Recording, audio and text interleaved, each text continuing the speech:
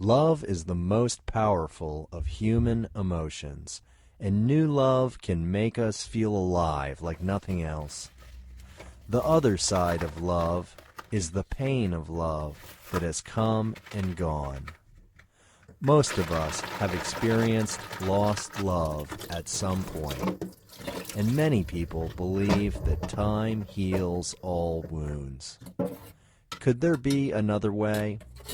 What if we could erase the pain of lost love?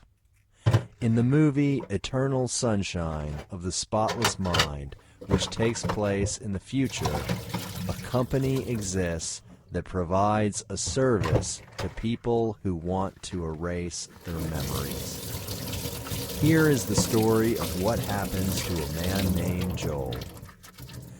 Joel Barish was a quiet, reserved man. His life wasn't particularly exciting, but he liked things that way. One Valentine's Day, Joel woke up in a strange mood, which he couldn't describe. He dressed himself and got ready for work. But when he stepped out the door, he decided not to go. Instead, for some reason he can't explain, Joel got on a train headed to the beach area of Montauk, Long Island. Once he arrived there, he sat on the beach all by himself and wrote in his journal. While he was writing, a girl with dyed blue hair caught his eye, but he couldn't find the courage to approach her. On the way home, though, it turns out he and the blue-haired girl were on the same train. She introduced herself to Joel as Clementine Krasinski. Joel felt that the conversation was awkward yet familiar, all at the same time. Even though Clementine had a different personality than Joel, he was still attracted to her. He called her as soon as he got home to make plans with her for the next day.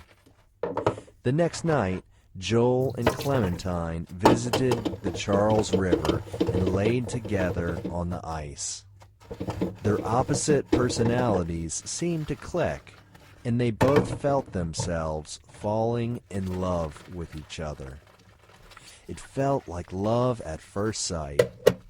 In reality, though, Joel and Clementine were old lovers who had forgotten each other. They first met long before the train ride. They met 2 years earlier and already shared a passionate relationship. It ended in a lot of emotional pain for both of them, so much so they wished they could forget about each other. After they broke up, Clementine decided to have all memories of Joel erased from her brain. She contacted a medical company called Lacuna Incorporated, which specializes in altering people's memories. Once the procedure was complete, Clementine no longer had any idea that Joel even existed. Joel, on the other hand, still had all his memories of Clementine. At one point, he missed Clementine so badly that he went out looking for her. When he found her, she was kissing another man. And when Joel approached her, she didn't even recognize him. This upset Joel, since he couldn't understand how she could forget about him and move on so soon.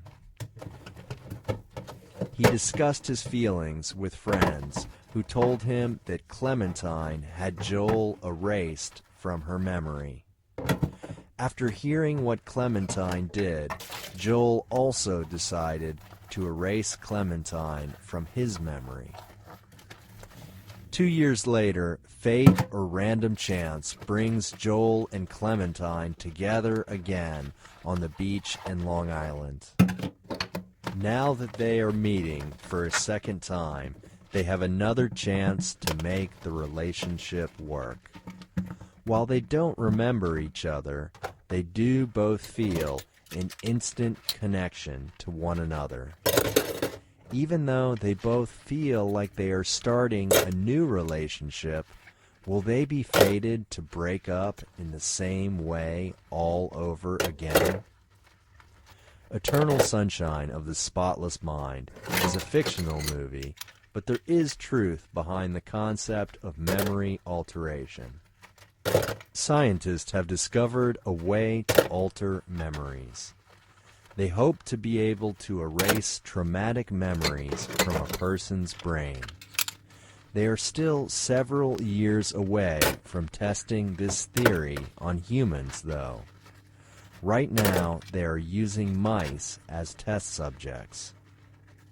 The scientists have discovered a gene in the brain called the TET1 gene. This gene is responsible for memory extinction, which is the process of new memories replacing old ones. The theory is the higher the activity of the TET1 gene, the easier it will be to erase old memories. To test this theory, they placed each mouse into a cage where once inside, each mouse received an electric shock. The mice began to associate the cage with the electric shock, which was a traumatic experience for them. Then the scientists split the mice into two separate groups.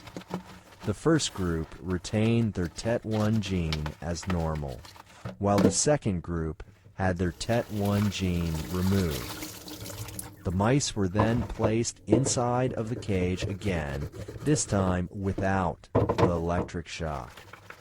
Over time, the mice with the normal TET1 gene learned to not be afraid of the cage. Their painful memories faded over time. Their new memories replaced the old traumatic memory of the electric shock, and they no longer had anything to fear. The mice with the TET1 gene removed were just as afraid of the cage as ever. Without the TET1 gene to replace their traumatic memories, the mice's old memory of the painful electric shock stayed strong.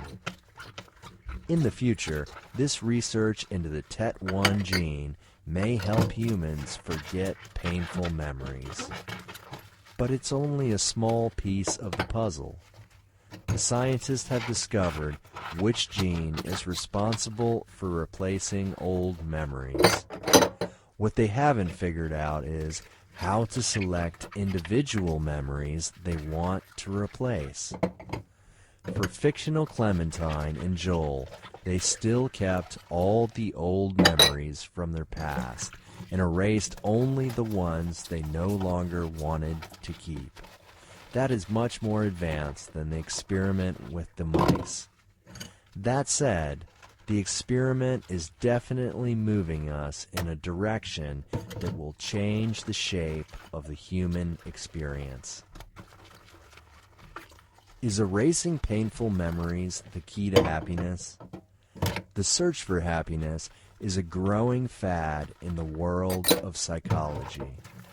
Of course, we all want to be happy, but erasing sad memories might not be the best way.